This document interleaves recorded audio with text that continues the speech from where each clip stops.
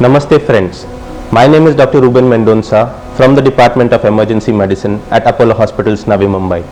Today I am here to talk to you about emergencies in children in day-to-day life.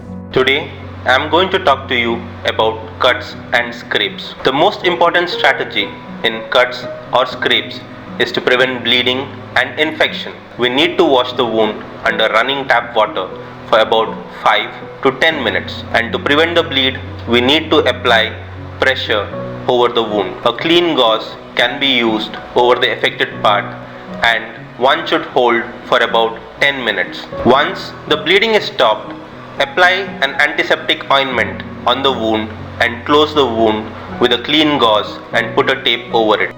You may call 1066 for an ambulance and further assistance.